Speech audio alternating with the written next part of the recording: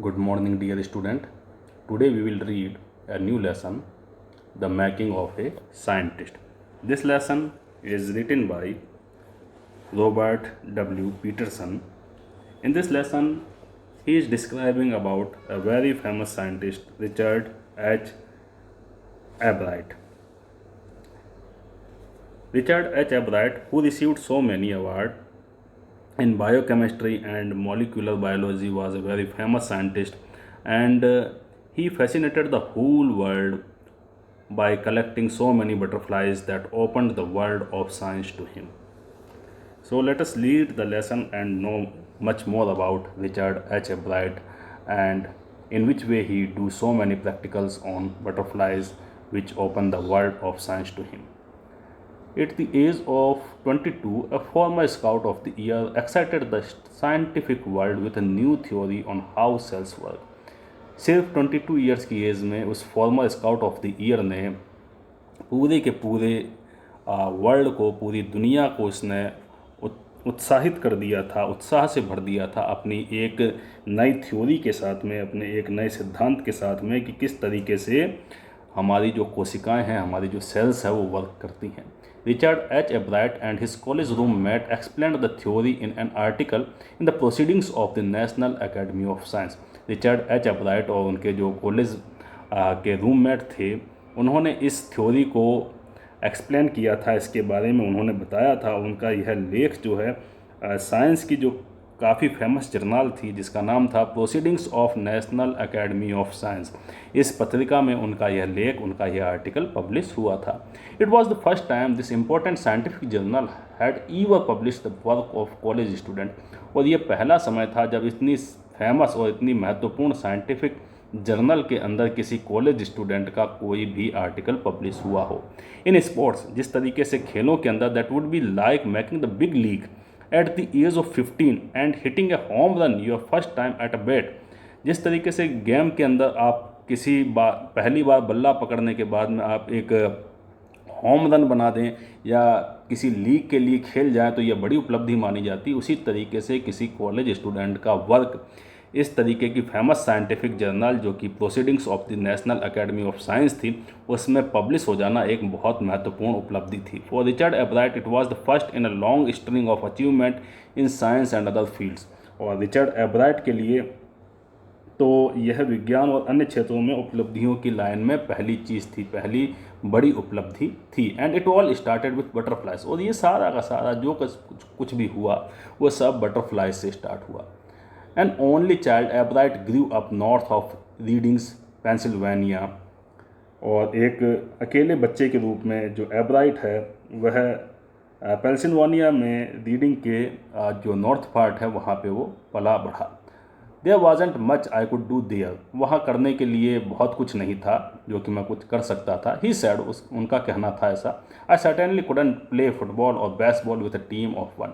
क्योंकि मैं अकेला फुटबॉल और बेसबॉल अकेली एक टीम मेंबर के साथ तो खेल नहीं सकता था, क्योंकि वहाँ वो रहने वाला एकमात्र बच्चा था और उसके साथ दूसरे कोई प्लेमेट थे नहीं. तो उसका कहना था कि फुटबॉल और बेसबॉल में अकेला नहीं खेल सकता था. But there was one thing I could do, collect things. लेकिन केवल एक चीज़ थी मेरे लिए जो कि मैं कर सकता था, और वो क्या चीज़ थी?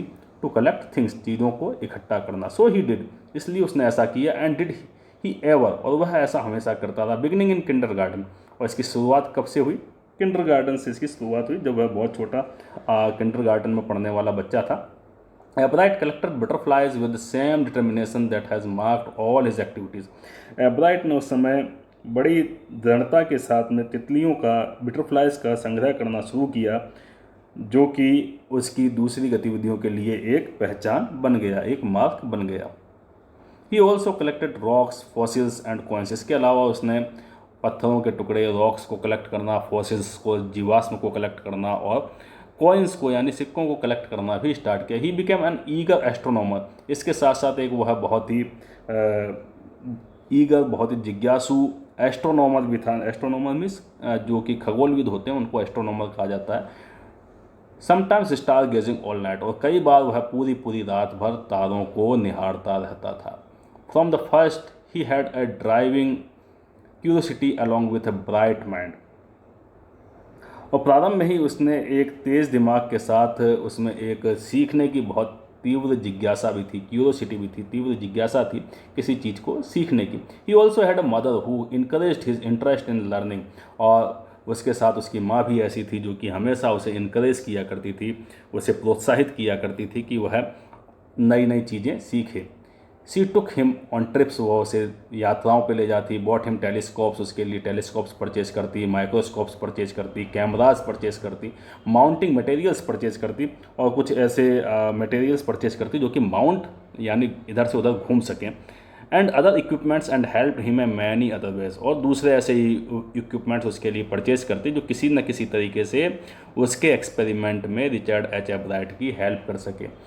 I was his only companion until he started school, his mother said, उसकी माँ का कहना था मैं केवल अकेली एकमात्र उसकी साथी थी, जब तक कि उसने स्कूल जाना शुरू नहीं किया था तब तक अकेली एकमात्र मैं ही उसकी कंपेनियन, एक साथी हुआ करती थी। After that I would bring home friends for him, उसके बाद मैंने उसके दोस्तों को घर लाना शुरू किया। But at night we just did things together, लेकिन रात में हम दोनों ही चीज़ों को कंप्लीट किया करते थे।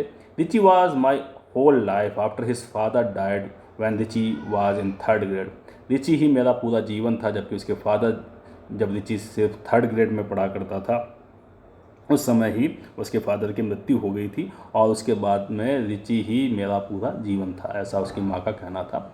सी and her son spent almost every evening at the dining room table, वह और उसका जो बच्चा है था दोनों के दोनों प्रत्येक शाम जो था वो अपने डाइनिंग रूम के अंदर टेबल पे बैठ करके बिताया करते थे।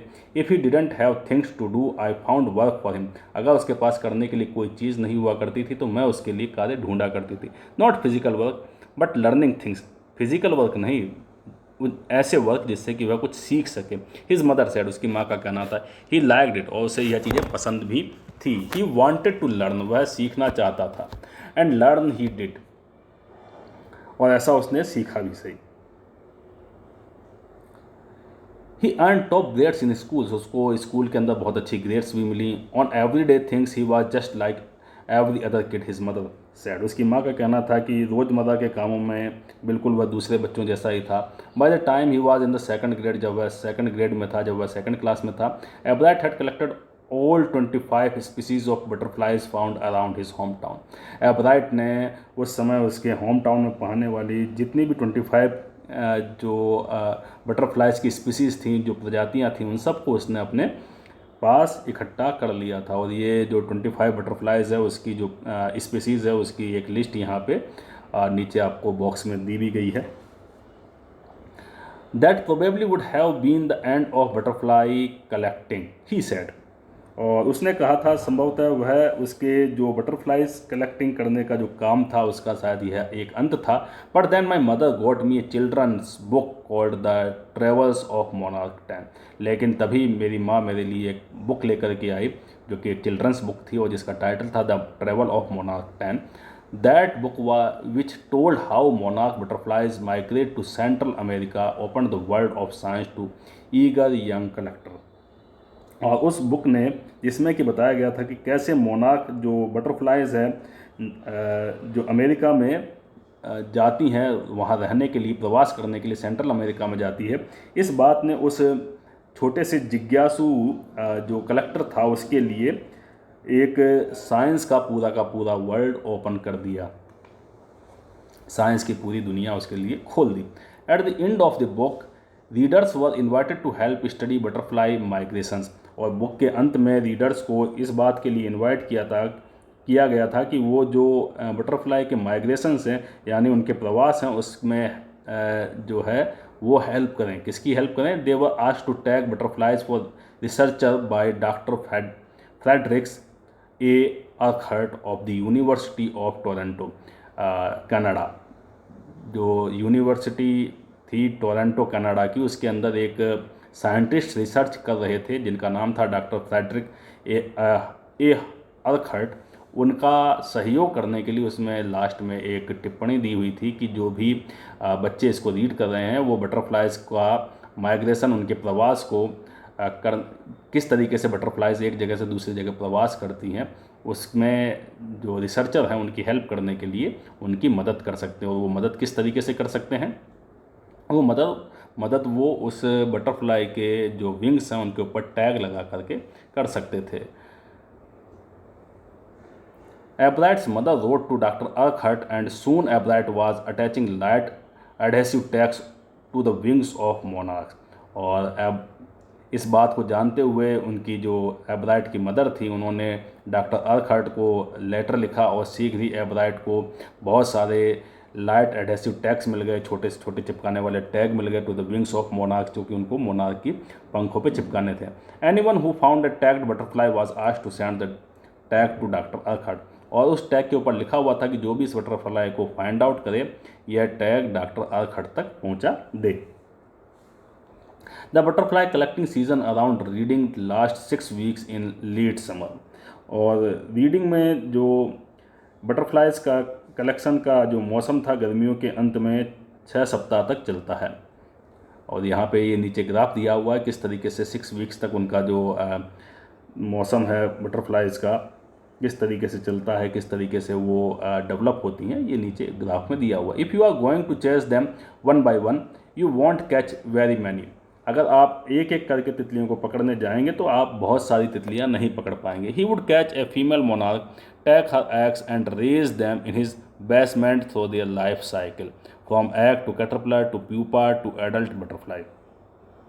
और इसलिए एब्राइट ने क्या किया, एब्राइट ने सोचा कि he have to collect full group of butterflies, उसको एक पूरा का पूरा बटरफ्लाई का ग्रुप कलेक्ट करना चाहिए। और इसलिए उसने एक फीमेल मोनार्क को पकड़ लिया, उसको फिर उसने एग्स को कलेक्ट किया। एग्स को कलेक्ट करने के बाद में उसने अपने जो उसका बेसमेंट के अंदर जो उसका ऑफिस या उसने अपना लेबोरेटरी बना रखी थी, वहाँ जा कर के उसने उनको उसके जो लाइफ साइकिल थी वहाँ से गुजारते हुए एग से उसने कैटरपिलर में, कैटरपिलर से प्यूपा में और प्यूपा से एडल्ट बटरफ्लाई में उन बटरफ्लाइज को डेवलप किया। Then he would tag the butterflies wings and let them go.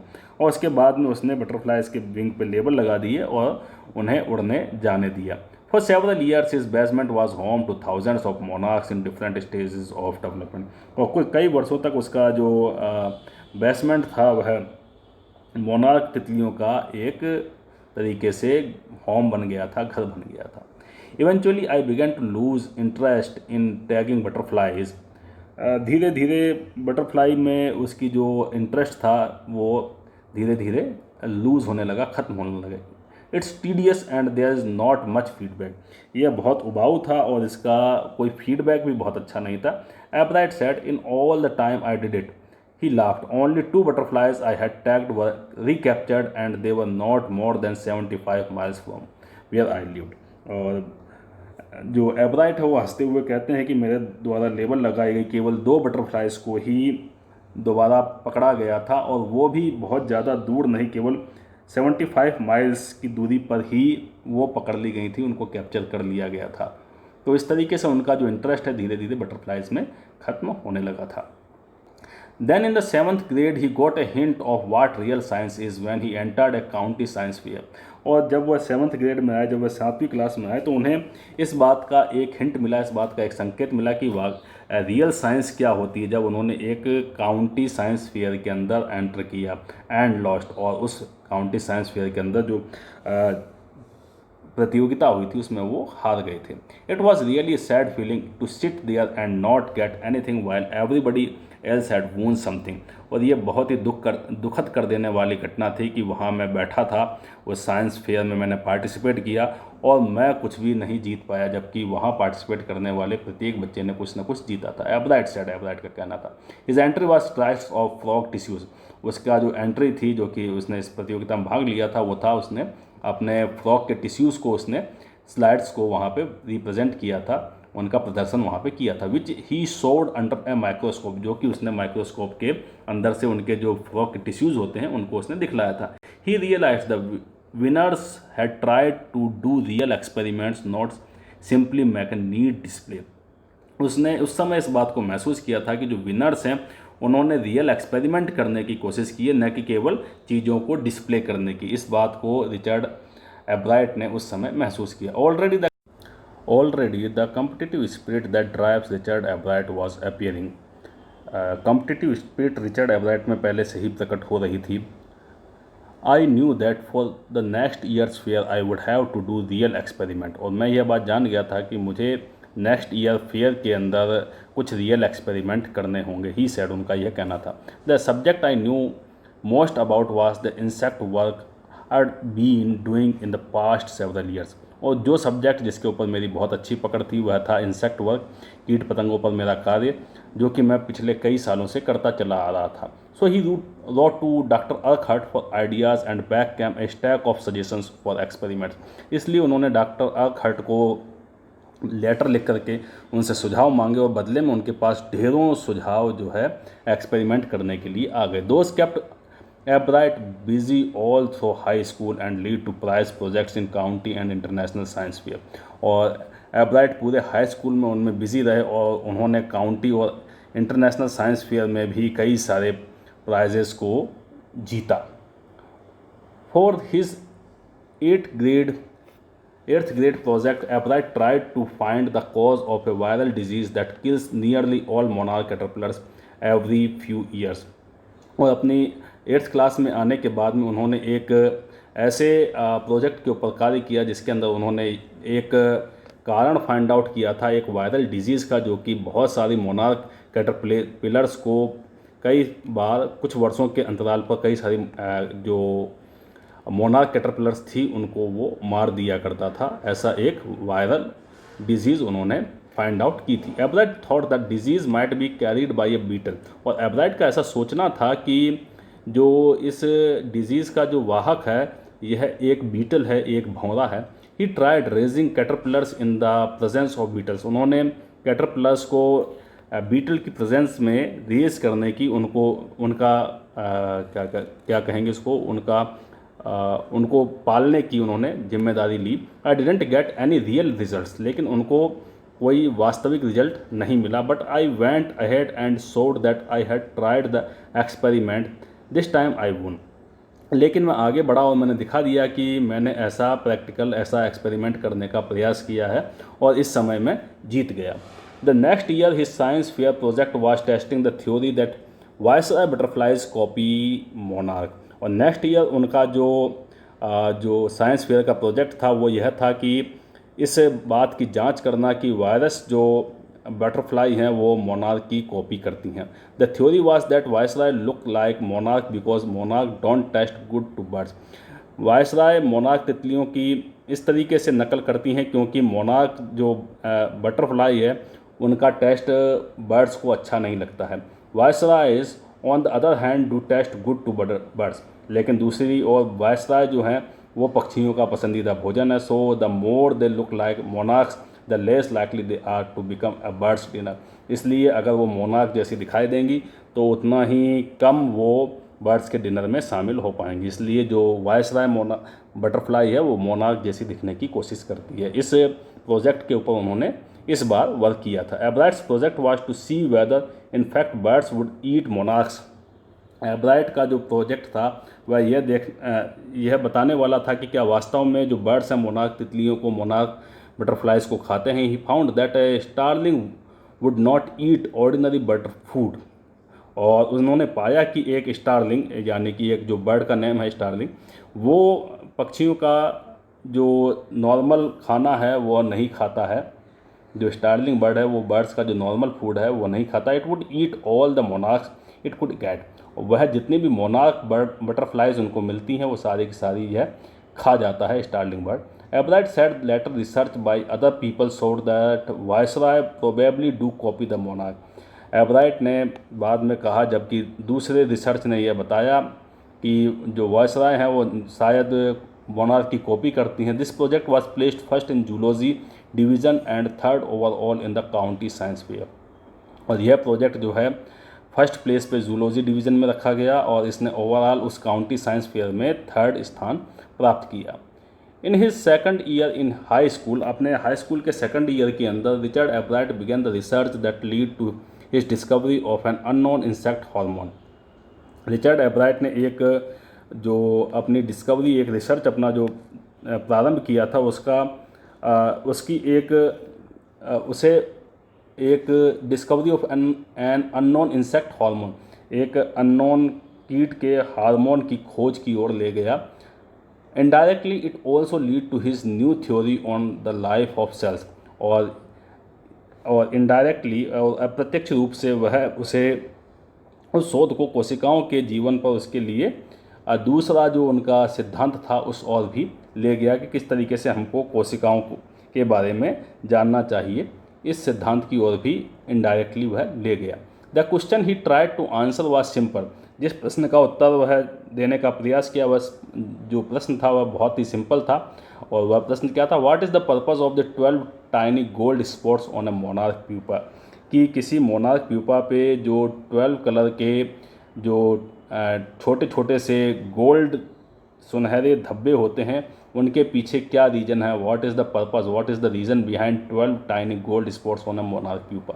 Everyone assumed the spots was just ornamental, और प्रत्येक व्यक्ति यह सोचता था कि यह जो स्पोर्ट्स हैं वो केवल ऑर्नामेंटल हैं, केवल सजावटी हैं। Ebright said but doctor Urquhart didn't believe it. Ebright का कहना था लेकिन डॉक्टर अर्कहर्ट ऐसा नहीं विश्वास करते थे, उनका ऐसा सोचना नहीं था। To find the answer Ebright and another excellent science student first had to build a device that showed that the sports were producing a hormone necessary for the butterflies full development. Ebright ने इस project के ऊपर काम किया, और इस project के लिए उनका जो एक स्टूडेंट थे, उनके एक साथी थे, उन्होंने भी उसकी मदद की, और उन्होंने एक पहला ऐसा एक इंस्ट्रूमेंट बनाया जो कि यह दिखाता था कि वे जो स्पोर्ट हैं एक ऐसा हार्मोन पैदा कर रहे थे जो कि बटरफ्लाइज के पूर्ण डेवलपमेंट के लिए बहुत ही ज़्यादा आवश्यक था। This project won Ebrard's first place in the county fair and entry into the International Science and Engineering Fair। और इस प्रोजेक्ट में एब्राइट ने पहला स्थान जीता था, और उससे उन्हें इंटरनेशनल साइंस उससे इन्हें international science and engineering fair के अंदर भी डायरेक्ट एंट्रेंस मिल गया था। देयर ही वोन 3rd प्लेस फॉर जूलॉजी, वहाँ उन्होंने जूलॉजी डिवीज़न में 3rd स्थान प्राप्त किया था। He also got a chance to work during the summer at the entomology laboratory of the Walter Reed Army Institute of Research. और इस तरीके से उन्हें एक और उपलब्धि हासिल हुई, उन्हें समर में Walter Reed Army Institute of research के अंदर जो एटोमोलॉजी लेबोरेटरी होती है, जो कीट विज्ञान संबंधी प्रयोगशाला होती है, वहाँ कार्य करने का उन्हें अवसर मिला। As a high school junior Richard Ebright continued his advanced experiment on the monarch pupa.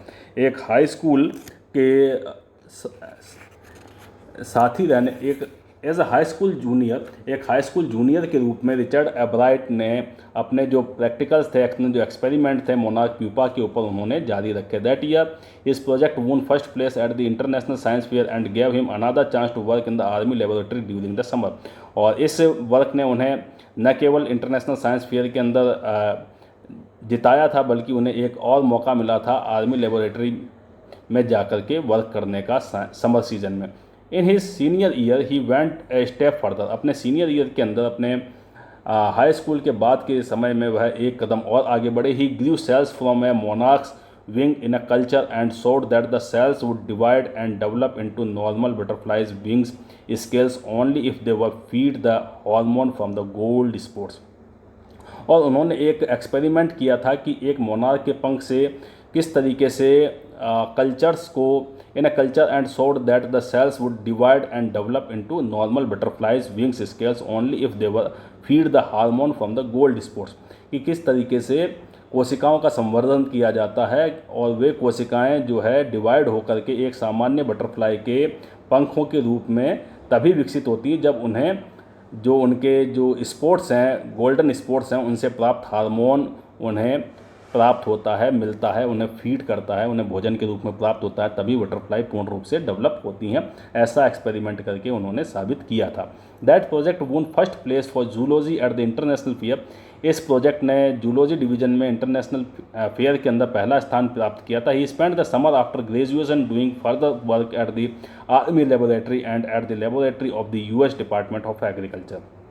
और अपना उन्होंने ग्रेजुएशन होने के बाद उन्होंने गर्मियों में अपनी जो उनका वर्क था उन्होंने जो आर्मी लेबोरेटरी थी वहाँ किया, और उसी के साथ साथ US डिपार्टमेंट ऑफ एग्रीकल्चर में भी उन्होंने अपना कार्य आगे उन्होंने कंटिन्यू किया। The following summer after his freshman year At Harvard University, Albright went back to the laboratory of the Department of Agriculture and did more work on the hormone from the gold spots.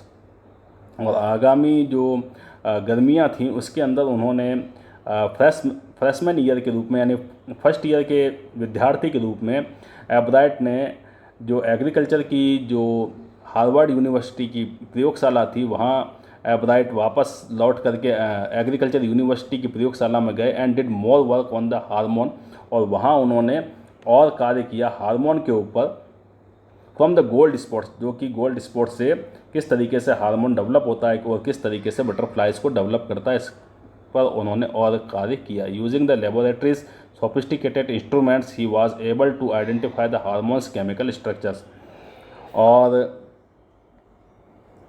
और जो प्रयोगशालाओं के जो sophisticated जो उनके instrument थे उसके द्वारा उन्होंने उसकी जो हार्मोन्स की केमिकल स्ट्रक्चर है, हार्मोन का जो रासायनिक संरचना है, उसको बड़ी आसानी से पहचाना और नए एक्सपेरिमेंट वो करते रहे. A year and a half later during his junior year Ebright got the idea for his new theory about cell life. करीब 1.5 वर्ष के बाद अपने जूनियर वर्ष के दौरान एब्राइट को कोशिकाओं के जीवन के बारे में अपने नए सिद्धांत के लिए एक नया विचार आया. It came while he was looking at x-ray photos of the chemical structure of a hormone. और यह कब आया? जब वह जो हार्मोन के केमिकल स्ट्रक्चर की एक्सरे फ़ोटो को देख रहे थे, उस समय यह विचार उनके मन में आया. वो विचार क्या था? व्हेन ही सा those photos एब्राइट didn't shout eureka.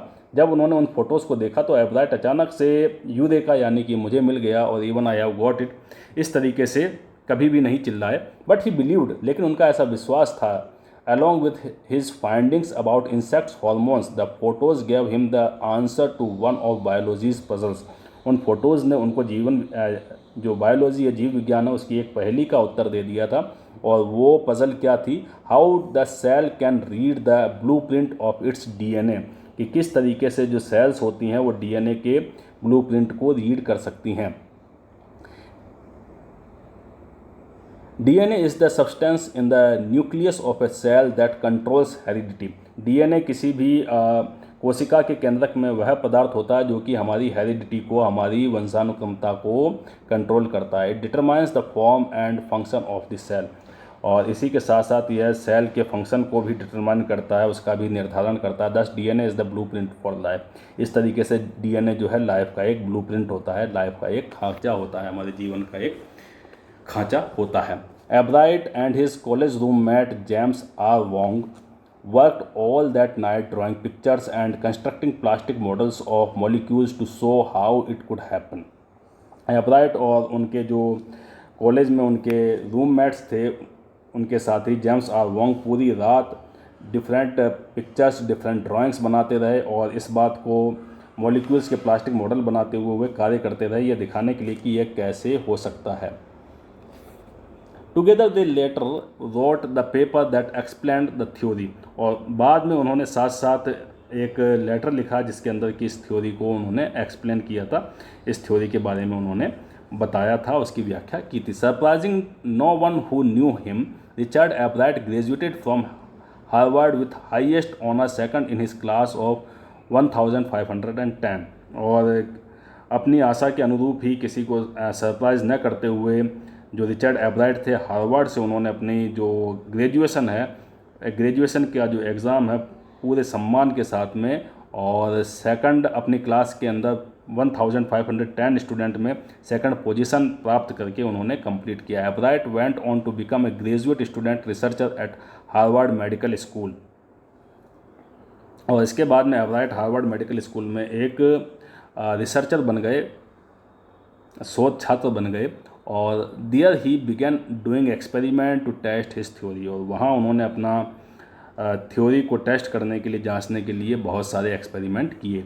If the theory proves correct, अगर उनकी थ्योरी सच साबित होती है, it will be a big step towards understanding the process of life. तो यह जीवन को समझने की प्रक्रियाओं में एक बहुत बड़ा कदम साबित हो जाएगी. It might also lead to new ideas for preventing some types of cancer and other disease. और इस तरीके से यह संभवतः कैंसर और कुछ दूसरी अन्य बीमारियों को रोकने के लिए हमें नए सिद्धांतों और नए विचारों की ओर ले जाएगी। All of this is possible because of applied scientific curiosity. और ये सारी की सारी चीज़ें क्यों संभव हो पाई? क्योंकि एप्लाइड जो थे उनकी साइंस के प्रति बहुत ज़्यादा क्यूरियोसिटी थी, बहुत ज़्यादा जिज्ञासा थी। His high school research into the purpose of the sports on a monarch pupa eventually lead him to his theory about cell life। और उनका हाई स्कूल का एक वर्क जिसके अंदर कि उन्होंने मोनार्क प्यूपा के स्पोर्ट्स के ऊपर वर्क किया था, अंततः उन्हें जो है उन्हें इस ओर धकेल दिया कि वह सेल लाइफ के सिद्धांतों के ऊपर कार्य करें, और उस ओर वे आकृष्ट हुए और सेल लाइफ थ्योरी के ऊपर उन्होंने वर्क करना स्टार्ट कर दिया। Richard Albright has been interested in science since he first began collecting butterflies, but not so deeply that he hasn't time for other interests। Richard एब्राइट जो थे उनकी विज्ञान में, साइंस में तब से रुचि रही जब से उन्होंने फर्स्ट टाइम बटरफ्लाइज को कलेक्ट करना स्टार्ट किया था, लेकिन he was not so deeply interested in science that he has to lose interest in other works. लेकिन वो साइंस में इतने ज़्यादा रुचि नहीं रखते थे कि वो दूसरे किसी फील्ड को छोड़ दें। Ebright also became a champion debater and public speaker and a good canoeist and all around outdoor persons. न केवल एब्राइट एक बहुत अच्छे साइंटिस्ट थे बल्कि इसके अलावा एक गुड डिबेटर थे, वाद विवाद बहुत अच्छा किया करते थे, पब्लिक स्पीकर भी थे, and he was also a good canoeist, वो एक गुड कैनोइस्ट भी थे, यानी नौका विहार करने में भी उनकी रुचि रही। And all around outdoor person, and he is also a outdoor person also. He is also an expert photographer. इसके साथ साथ वो एक एक्सपर्ट फोटोग्राफर भी हैं, particularly of nature and scientific exhibits. और वह जो है साइंटिफिक एक्सपेरिमेंट से संबंधित और प्रकृति से संबंधित फोटोग्राफ विशेष रूप से वे कलेक्ट करते हैं। तो इस तरीके से उनकी न केवल साइंस में रुचि रही बल्कि अन्य क्षेत्रों में भी उन्होंने हाथ आजमाया और वहाँ भी वे बहुत अपने आप को अच्छा साबित करने में सफल हुए। इन high school Richard एब्राइट was a straight student. High school के अंदर रिचर्ड एब्राइट एक बहुत ही एक क्लास के स्टूडेंट थे, बहुत ही सर्वश्रेष्ठ विद्यार्थी थे। Because learning was easy he turned a lot of energy towards the debating and model United Nations clubs. क्योंकि सीखना उनके लिए बहुत सरल था, इसलिए उन्होंने अपनी बहुत सारी एनर्जी जो थी मॉडल संयुक्त राज्य के क्लबों में लगा दी थी, किसमें, डिबेट करने में। He also found someone to admire Richard A Weir his social studies teacher and adviser to both clubs. और वे कई बार उसे कोई ऐसा भी मिला था जिनकी वे बहुत ज़्यादा कई बार प्रशंसा भी किया करते थे, और वो व्यक्ति कौन था? रिचर्ड ए वेयर, जो कि उनके सोशल साइंस के टीचर थे और दोनों क्लबों में उनके गाइड भी रहे थे, एडवाइज़र भी रहे थे। Mister Weir was the perfect person for me then, he opened my mind to new ideas, Ebright said। Mister Weir मेरे लिए परफेक्ट पर्सन थे, उन्होंने मेरे मन को नए आइडियाज़ के लिए खोल दिया था। Richard would always give that extra effort. Richard जो थे हमेशा एक्स्ट्रा एफर्ट किया करते थे, अतिरिक्त प्रयास किया करते थे, मिस्टर वेयर का ये कहना था। What pleased me was here was this person who put in 3 or 4 hours at night doing debate research besides doing all his research work with butterflies and his other interests।